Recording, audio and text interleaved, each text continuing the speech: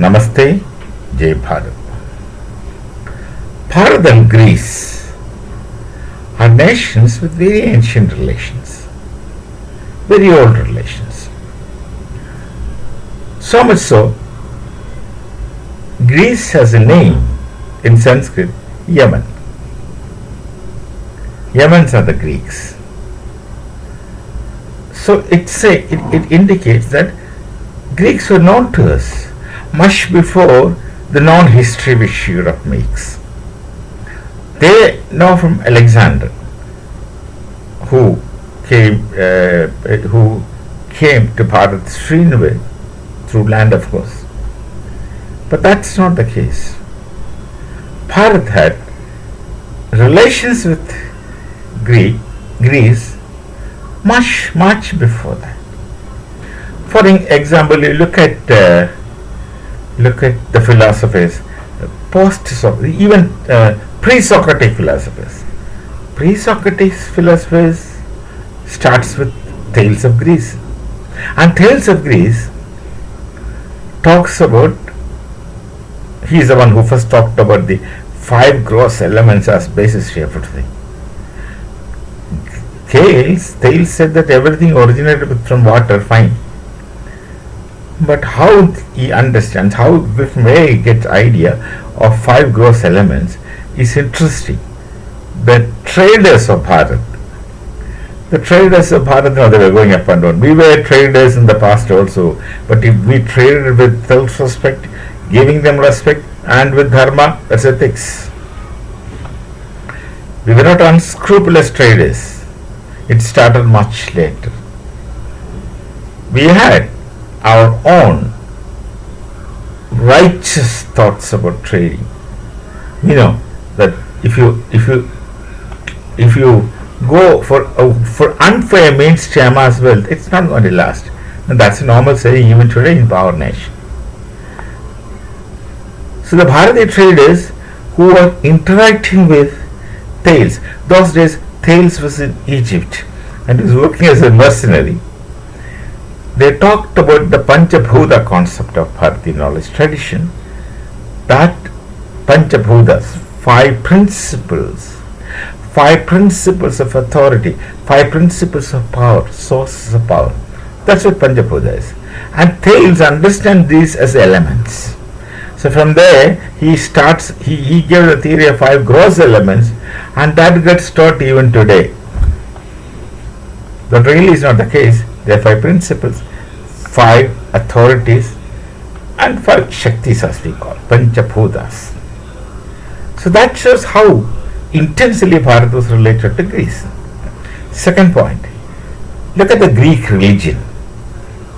Hellenism, unfortunately, its Christianization, and they could not hold on to their religion in spite of having a Greek philosophy, but it was not based on their religion, or the religion was not really connected to the philosophy, because their philosophy used to be speculative philosophy, not experiential. Then we have that method of philosophizing as Bharat had. The Greeks had a great religion, Hellenistic religion, Hellenism, and you just take the Hellenistic religion and the Hindu dharma minus the philosophy, minus the Vedas and Upanishads. That's practicing religion. And look at the deities.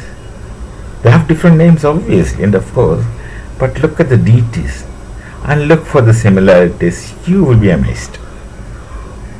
Amazing similarities of deities. Amazing structure.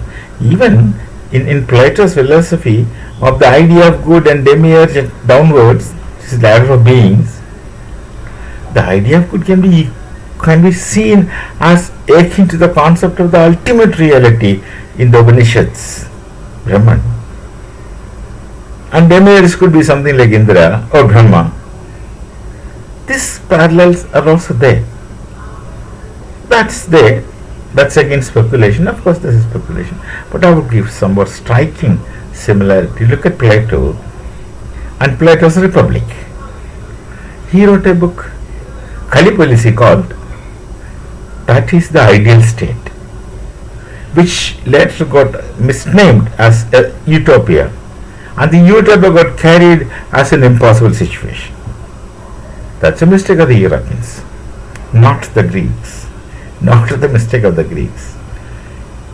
So Plato's ideal state, Callipolis Plato calls, and utopia the European calls, consists of four classes of people: the philosophers, soldiers, traders, and slaves.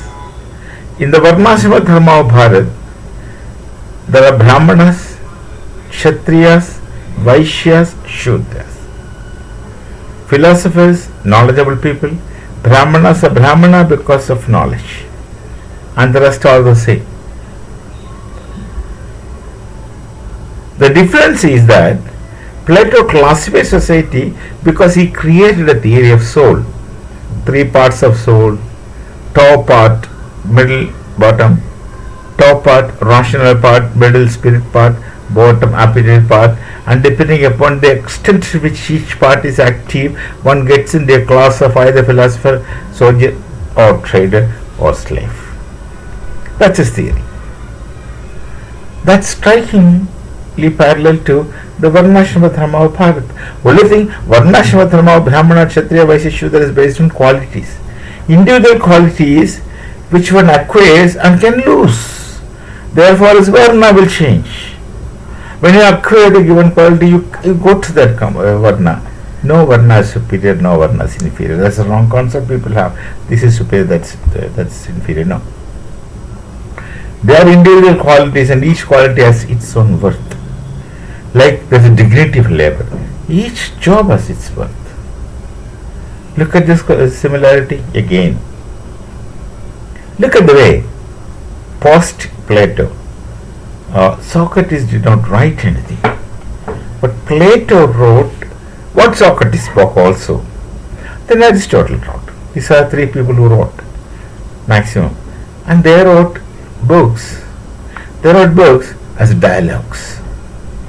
Nowhere you find people writing theories through the form of conversation other than in the Upanishads.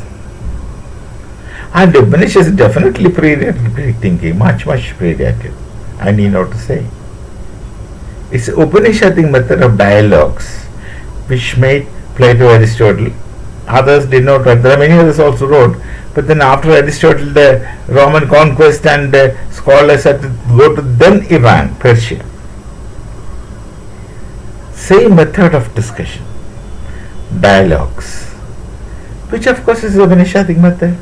So there are many such examples.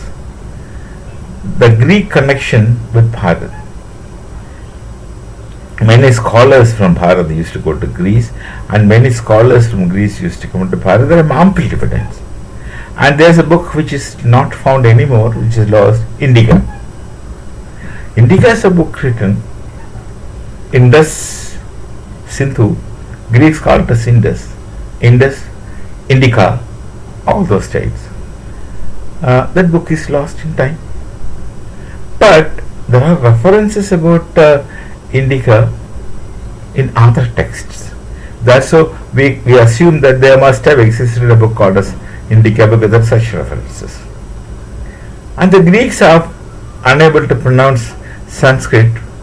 They have called Patalitputras, Palibotra. You can't blame them. And Chandragupta is Sandracotus. And such things are there. Prachi, the East. Such names were adapted to Greek pronunciation. And the British, who came much later, did the same thing. Unlike the Muslims, they changed the name of places because they wanted to put their Islamic names, Arab names, which of course is not theirs also, because the Arabs didn't come to Bharat to rule, which is not even theirs. They all names that they borrowed from Arab. The British were unable to pronounce, so they changed. Mumbai, they are called as Bombay, and all things like that. Many such. Kolkata, they called as Calcutta, which was easy for them to pronounce, and there's no harm. After that, when people are slowly changing it. Going back to my names. The British changed the names of places because of their inability to pronounce. There are many places like that. But the Muslim rulers made it Arabic because they believe that they can one day rule the entire world, and still do believe that they can one day rule the entire world. Will change every name to Arab names. And the Arabs don't want this lot. That's interesting. The Arabs find these people as impurity to their Sanskriti, their culture, and that's the problem with these people. So Greeks and Bharat, deep relations, long relations, philosophical relations, individual relations.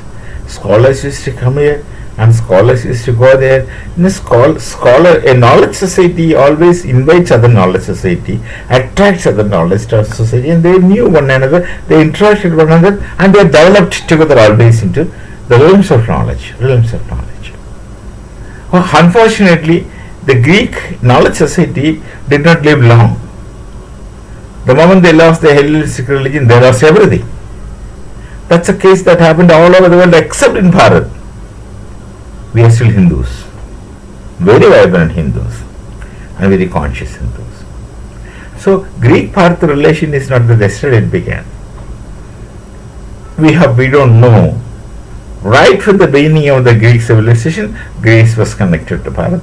It is nearer to us as compared to other European nations. So our friendships should be natural, like the ancient Persia. Should have been natural, but they have got completely changed. The Greeks have not lost their originality to that extent because they became Christians, not Muslims. We shall meet again with some other thought. Namaste. Jai Bharat, Jai Sri Ram.